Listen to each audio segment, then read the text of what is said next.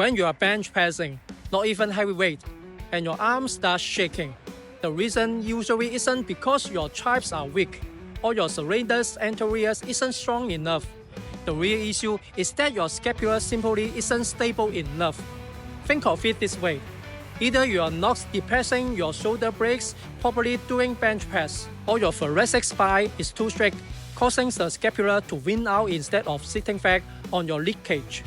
There's a gap in between. And when the foundation isn't stable, the arms naturally start to shake. So let's talk about how to fix this. The solution is simple.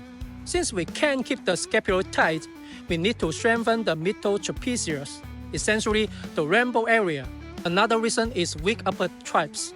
When upper tricep is too weak, the scapula stays in a downward rotation position, commonly known as snub shoulders.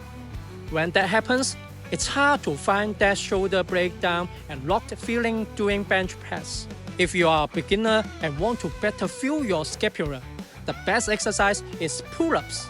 Pull-ups are super friendly for developing proper scapular function. You can also add push-ups or scap push to train the serratus anterior. The serratus help control the scapula too. Important note, scap push should initiate from the bottom. If you start at mouth-nose height, the stimulus on the serratus gets reduced. Besides pull-ups, push-ups, and scap push, make sure you include barbell rows or incline dumbbell rows to strengthen the lower triceps so they can hold the scapula in place. When that muscle is strong, your back becomes strong, and your bench becomes stable. The back is foundation that carries your bench press.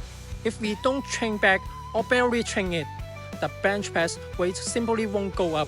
Now, about lowering weight. As a rule of thumb, your row should be about 70% to 80% of your bench, meaning if you bench 100 kilograms, your barbell row should be around 70 to 80 kilograms. If you can only row 50 to 60 kilograms and your lower back already feels shorter, it isn't necessarily the movement of your back that's the problem. Very likely, your posterior chain isn't strong enough to support the row. That's why we train the big V ribs to strengthen the posterior chain, which will allow us to perform heavy bend over free weight back work.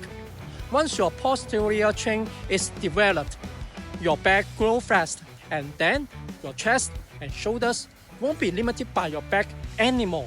Once we understand these connections, before every section, we should activate the serratus anterior and middle triceps. YouTube has tons of tutorials on this. Those drills where you pull your hands outward or hinge and raise your arms from 3 angles. Also plank variations where you elevate and depress the scapula to activate the serratus.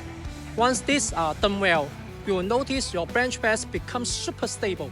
And once your back is strong enough, you will even feel your back pumped after benching because the back has been working the whole time. And that's the point where your bench press obviously levels up into the professional zone. Let's keep moving forward on the road of progress. See ya!